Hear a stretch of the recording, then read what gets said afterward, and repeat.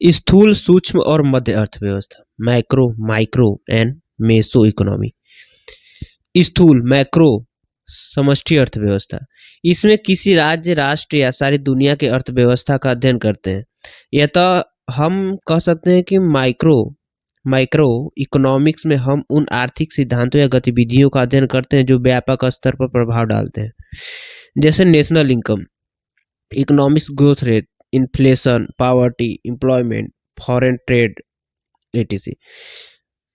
Micro, सूक्ष्म अर्थव्यवस्था, इसके तहत इकोनॉमिक्स के स्मॉल यूनिट जैसे कंज्यूमर, उपभोक्ता, सेलर्स, विक्रेता, बिजनेस फर्म्स, व्यावसायिक प्रतिष्ठानों आदि का अध्ययन किया जाता है।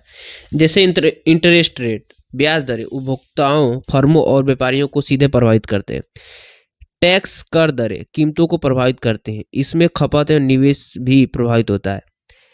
एड या विज्ञापन उपभोक्ताओं की भावना खरीद बिक्री को प्रभावित करती है। मेसो इकोनॉमी, मध्यवर्ती अर्थव्यवस्था, वे सभी इकोनॉमिक्स कंपोनेंट जो सूक्ष्म और माइक्रो दोनों को प्रभावित करते हैं उन्हें मेसो इकोनॉमिक्स में रखा जाता है। एग्जाम्पल है कि इंफ्रास्ट्रक्चर, ऑटो सेक्टर। विचारधारा के आधार पर अर्थव्यवस्थाओं के प्रकार, पहला कि पूंजीवादी या उदारवादी अर्थव्यवस्था, कैपिटलिज्म या liberalism economics. Socialist economy, Samajwadi अर्थव्यवस्था, नव उदारवादी अर्थव्यवस्था, कल्याणकारी अर्थव्यवस्था, नेहरूवादी अर्थव्यवस्था, गांधीवादी अर्थव्यवस्था, हरित अर्थव्यवस्था। पूंजीवादी या उदारवादी अर्थव्यवस्था, कैपिटलिज्म शब्द कैपिटल शब्द से बना है। कैपिटल से मतलब है कि पैसा या किसी अन्य प्रकार की संपत्ति जैसे घर, गाड़ी, जमीन, सोना, चांदी आदि। यह विचारधारा धन केंद्रित थी। पूंजीवाद में किसी भी कीमत पर धन का सृजन मायने रखता है। परिभाषा क्या है? पूंजीवाद एक ऐसी व्यवस्था है जहां हर व्यक्ति अपनी क्षमता और अपनी पूंजी के हिसाब से कार्य करता है और उसी के हिसाब से उच्चतम लाभ प्राप्त करता है। इस व्यवस्था में सरकारें हस्तक्षेप नहीं करती, या दूसरे शब्दों में कहें तो सरकारें बाजार की गतिविधियों पर कोई नियंत्रण नहीं रखती। पूंजीवादियों या उदारवादियों का मानना है कि बाजार स्वयं अपने हित में बेहतर निर्णय लेने के लिए स्वतंत्र सक्षम होती है। प्रमुख विशेषताएं पूंजीवाद की, जैसे निजीकरण, लेसेस फेयर, अदृश्य विकेंद्रीकरण। निजीकरण, पूंजीवादी व्यवस्था निजीकरण को सहयोग करती है। यहाँ पर उत्पादन के साधनों पर मालिकाना हक प्राइवेट सेक्टर निजी क्षेत्रों का होता है। सभी प्रकार के उद्योगों की स्थापना निजी क्षेत्र करता है तथा खान, खनिज, भूमि इत्यादि उत्पादन के साधनों पर मालिकाना हक प्राइवेट क्षेत्र का होता है। लेसेस फेयर फ्रेंच शब्द है, लीव एलोन। सरकारें बाजार को अकेला छोड़ देंगी। सरकारें मार्केट में हस्तक्षेप नहीं करेंगी। यहीं से फ्री मार्केट का सिद्धांत आया, मुक्त बाजार का सिद्धांत आया। फ्री मार्केट मीन्स मुक्त प्रतिस्पर्धा होगी। कौन अच्छा बना सकता है, कौन सस्ता बना सकता है, क्योंकि अधिक बेचना है, अधिक लाभ कमाना है। उपभोक्ताओं को भी फायदा, क्योंकि उसे सस्ती और अच्छी वस्तुएं मिलेंगी। अदृश्य हाथ, इनविजिबल हैंड्स, दो व्यवसायियों के बीच अपने उत्पादों को बेहतर करने के लिए स्वतंत्र प्रतिस्पर्धा होती है। इसी प्रतिस्पर्धा को एडम स्मिथ ने मुक्त बाजार, फ्री मार्केट का इनविजिबल हैंड्स, अदृश्य हाथ कहा। अदृश्य हाथ या इनविजिबल हैंड्स इसलिए कहा क्योंकि व्यापारियों से, उद्योगपतियों से कोई यह नहीं कह रहा है कि अपनी नई प्रौद्योगिकी लाओ, अपने उत्पादों की गुणवत्ता बढ़ाओ, बल्कि व्यापारी अपने लाभ के लिए खुद यह सब कर रहा है। व्यापारी अत्यधिक लाभ चाहता है, उत्पाद की गुणवत्ता बढ़ाएगा, नई प्रौद्योगिकी लाएगा, अच्छे इंजीनियर लाएगा, बेहतर मार्केटिंग वालों को लाएगा। लाभ मतलब पूंजीवाद के लाभ, अधिक लोगों को रोजगार या नौकरियां मिलेगा। इन लोगों के पास पैसा पहुंचेगा तो इनकी खरीदारी क्षमता, परचेजिंग पावर बढ़ेगी। डिमांड, मांग उत्पन्न होगी, अतः अन्य व्यवसायों को भी बल मिलेगा।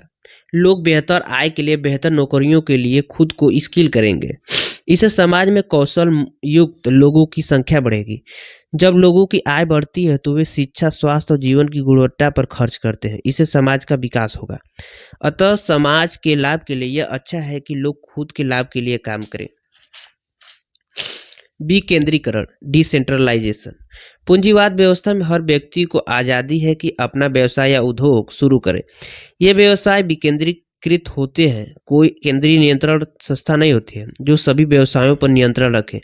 सभी व्यवसाय एक दूसरे से स्वतंत्र प्रतिस्पर्धा करते हैं। पूंजीवाद के लाभ। पूंजीवाद एक फाइनेंशियल ट्रिगर उपलब्ध कराता है जिससे इनोवेशन बढ़ता है। इसी इनोवेशन की वजह से विज्ञान और प्रौद्योगिकी का पिछले 100 सालों से इतना विकास हुआ जितना कि पिछले 1000 सालों में नहीं हुआ। गरीबी। पिछले 50 वर्षों में गरीबी दुनिया भर में कम हुई है। शिक्षा। शिक्षा का स्तर बढ़ा है, सबकी पहुंच में शिक्षा आई है। व्यवसाय। मेडिकल व्यवसाय में अधिक लाभ की उम्मीद से स्वास्थ्य सेवाओं को बेहतर बनाया है। जीवन की गुणवत्ता। जीवन जीने के बेहतर साधन उपलब्ध हुए हैं, जीवन की गुणवत्ता बढ़ी है। उपभोक्ता। उपभोक्ता को बाजार में अधिक विकल्प मिले हैं। भविष्य की उम्मीद। पूंजीवाद हर किसी को सपने दिखाता है कि आप ऊपर पहुंच सकते हैं। पूंजीवाद के नकारात्मक पक्ष। एकाधिकार, मोनोपोली।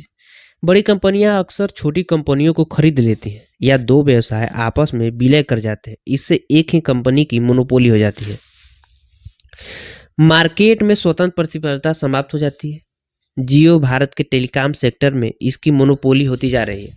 गूगल जैसी बड़ी, यूट्यूब, एंड्रॉयड, गूगल पे, गूगल शॉपिंग, गूगल मैप पर गूगल का एक अधिकार है। निष्कर्ष निकलता है कि कहने के लिए तो प्रतिस्पर्धा है पर वास्तव में ऐसा नहीं है। गरीबी। जो लोग गरीब हुए वे न तो शिक्षा पर बेहतर खर्च कर सकते और न ही स्वास्थ्य पर, साथ ही उनके पास संपत्ति भी नहीं है कि वे निवेश कर सके, इसलिए गरीब और गरीब होता जाता है। असमानता। 1971 के बाद जैसे निजीकरण वैश्वीकरण बढ़ा है, असमानता बढ़ी है। 1% लोगों के पास दुनिया का 42% पैसा है। इस असमानता का कारण यह है कि पूंजीवाद व्यवस्था ही है, क्योंकि इस व्यवस्था के मूल में ही अमीरी और अमीर बनेगा, अमीर और अमीर बनेगा। पर्यावरण को नुकसान होगा। पूंजीवाद कंपनियां प्रॉफिट के लिए जंगल, जमीन, जल, बालू, वायु, एयर सभी को नुकसान पहुंचाएंगे, जिससे संकट उत्पन्न होगा। मानव अस्तित्व भी संकट में आएगा। पिछले 100 वर्षों में पर्यावरण का जितना नुकसान हुआ है उतना 2000 सालों में नहीं हुआ। समाज को नुकसान। पूंजीवाद कंपनियां समाज को नुकसान पहुंचाएंगी, जैसे विज्ञापन। ये विज्ञापन समाज की मन स्थिति को बदल देता है। स्त्री देह बन गई है, जैसे एल्कोहल, तंबाकू, कॉस्मेटिक, फास्ट फूड, मोटापा, कैंसर, ये चीजें आएंगी।